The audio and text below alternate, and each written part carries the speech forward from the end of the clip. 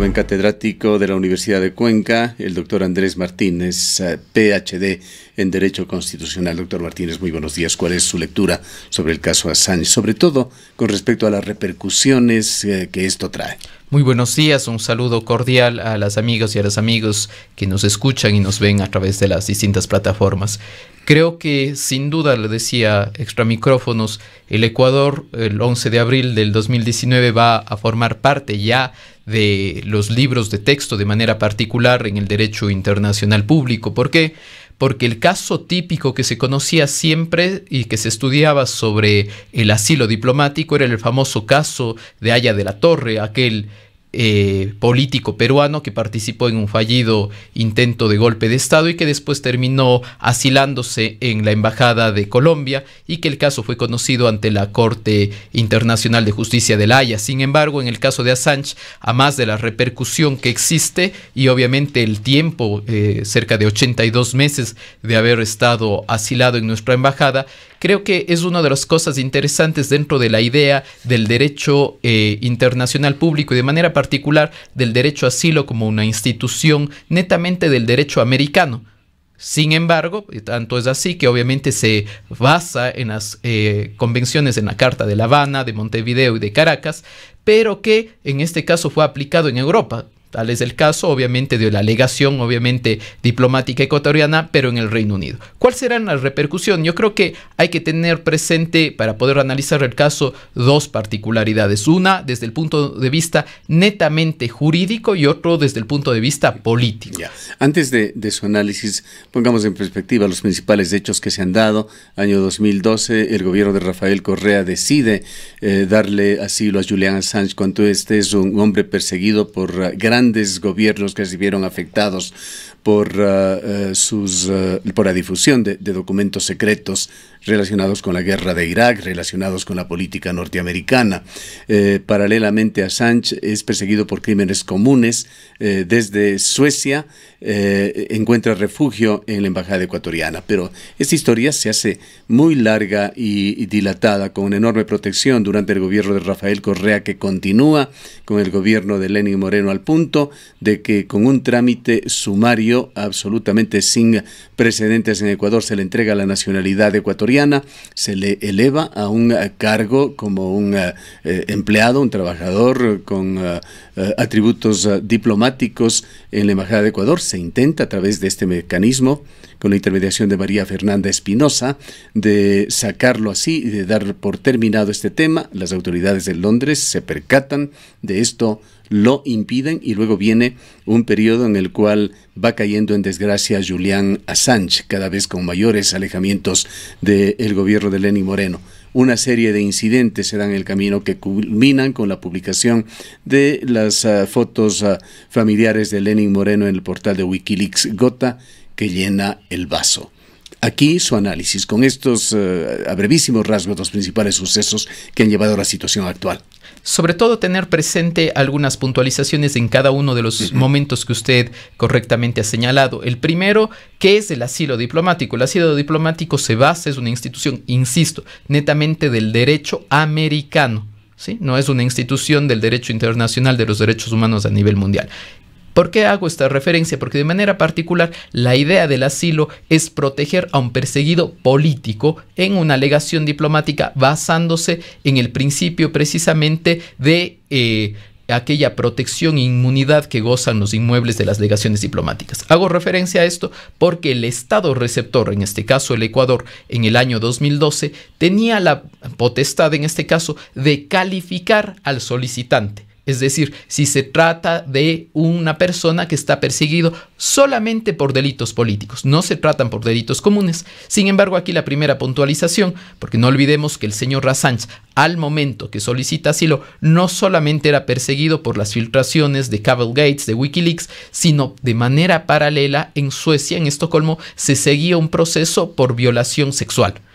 La segunda situación que creo que merece la pena señalar, que es precisamente del año 2017. ¿Por qué el 2017?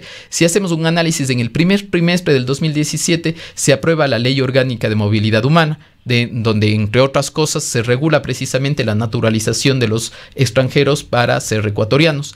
Y en noviembre, usted se refería a un trámite sumarísimo, justamente para ahondar en eso, a través de un acuerdo... Sumarísimo y secreto. Efectivamente. Hay un acuerdo ministerial al que tuvimos acceso, que es el 140 de noviembre, donde de manera muy particular se realiza un protocolo especial para otorgar la naturalización de personas en el exterior. Sí, que llamaba mucho la atención. Y en el artículo 2 dice, conforme a lo establecido en la Ley Orgánica de Movilidad Humana, también habrá casos donde se puedan solicitar cartas de naturalización en los siguientes casos, y me refiero al cuarto: los extranjeros en situación de protección internacional otorgada por el Ecuador de forma regular y continua por 3 años. Solo faltaba poner el nombre y apellido del señor Assange. Se generan estos protocolos, se generan normas con clarísima dedicatoria. Efectivamente. Ahora, en el tema jurídico, ¿qué pasa el 11 de abril? De manera particular, creo que hay que hacer una distinción tanto dentro del derecho de asilo cuanto respecto de la situación de la ciudadanía mal otorgada. Ya vamos a hacer una referencia del señor Assange, pero que no deja de tener, obviamente, la categoría de ciudadano ecuatoriano. La primera parte del asilo. La idea del asilo, obviamente, es una capacidad netamente soberana que tiene del Estado de, obviamente, dar o no la protección. ¿Cuándo termina el asilo? El asilo puede terminar por distintas circunstancias. Puede concluir cuando ya los hechos que se presentaban cuando el asilante así lo solicitó, es decir, aquellas circunstancias que ponían en riesgo su vida o su integridad, hayan desaparecido. Y en segundo lugar, por obvias razones también, cuando se vulnere de manera específica esa relación, y de manera particular en el caso Assange, la intervención en asuntos internos. Una vez que se nacionalizó Assange, cabía la figura del asilo. Lo que pasa es que ya estaba sometido, obviamente, previamente, y de manera particular la Constitución del Ecuador reconoce la doble nacionalidad. Entonces, sí podía tener a la par las dos nacionalidades. En la segunda parte, respecto de la nacionalidad, creo que sí vale la pena cuestionarnos de manera particular ahí las declaraciones del señor canciller, porque el señor canciller utiliza una figura que a mí realmente me sorprende sobremanera, y él dice que se suspendió la ciudadanía. Si nosotros revisamos de manera específica la Ley Orgánica de Movilidad Humana, lo que sí existe en su artículo 81 es la nulidad de la Carta de Naturalización, y la nulidad de la Carta de Naturalización tiene que venir dado a través de una acción de lesividad.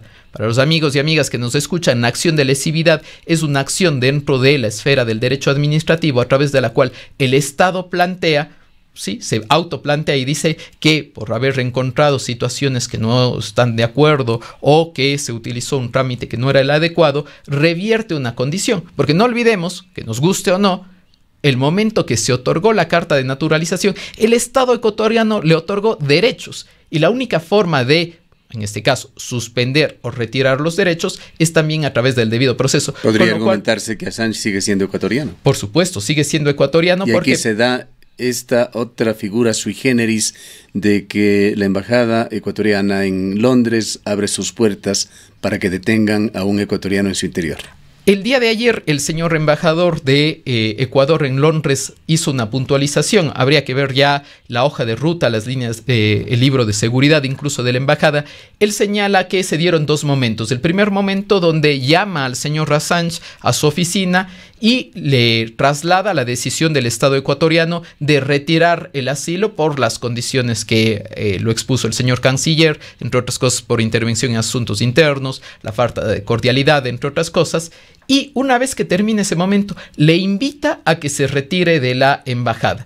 Una vez con esta invitación, él llama a las autoridades, en este caso policiales del Scotland Yard y de la Policía Metropolitana de Londres, para que vayan a la embajada. Atención, y esto sí es un punto bastante importante, porque según las declaraciones del embajador, él dice que es personal de seguridad de la embajada del Ecuador quienes, entre comillas, le acompañan, no sabemos si a la fuerza o de manera voluntaria, al señor Assange al dintel de la puerta.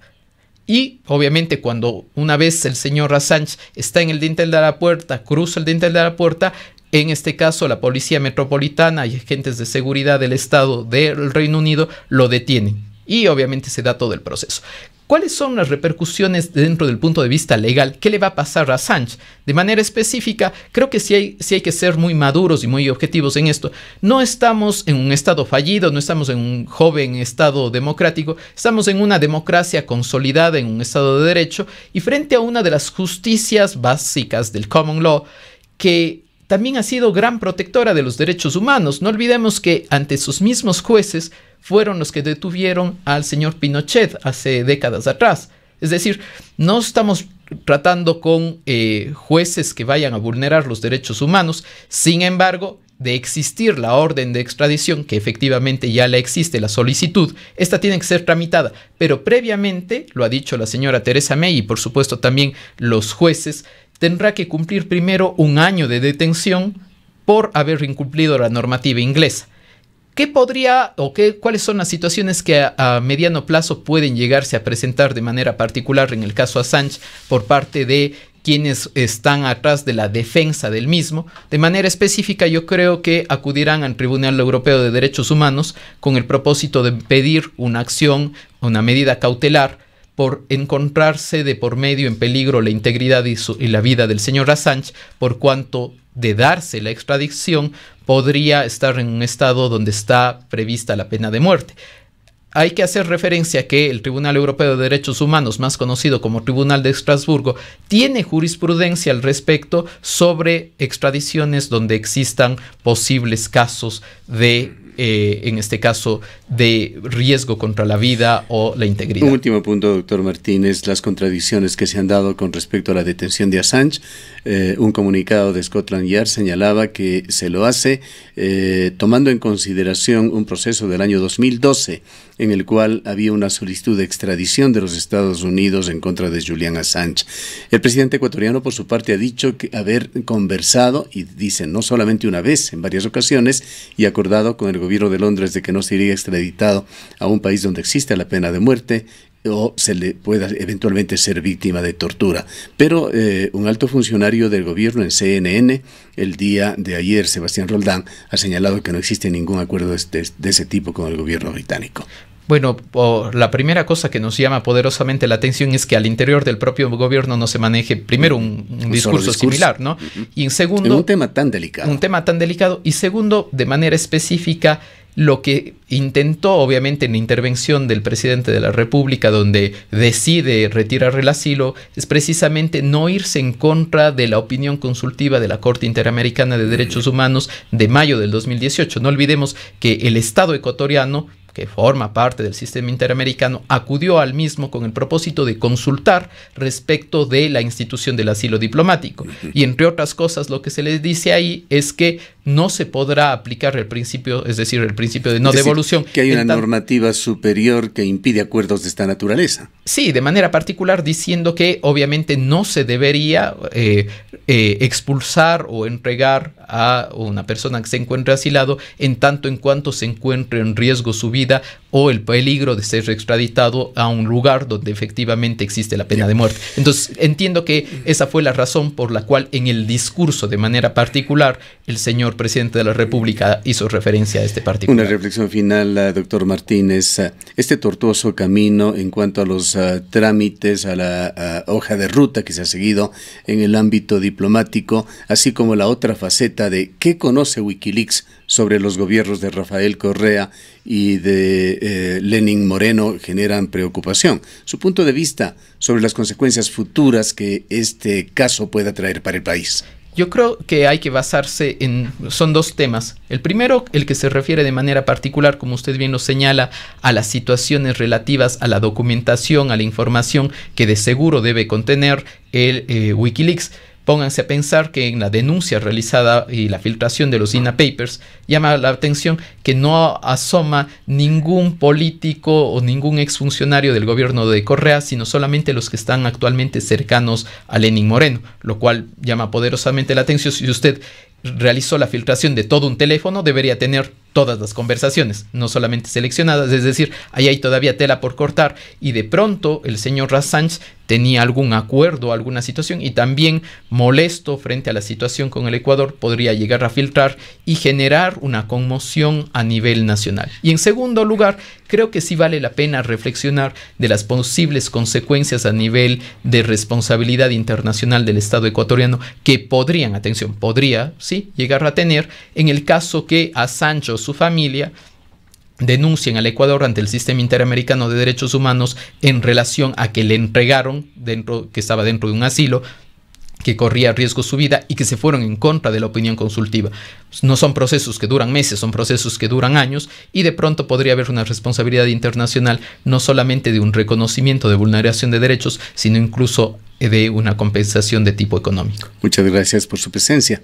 Muchas gracias. Han escuchado al doctor Andrés Martínez, PhD en Derecho Constitucional, profesor de la Universidad de Cuenca, sobre estas connotaciones de carácter diplomático y consecuencias a futuro del caso Assange para Ecuador.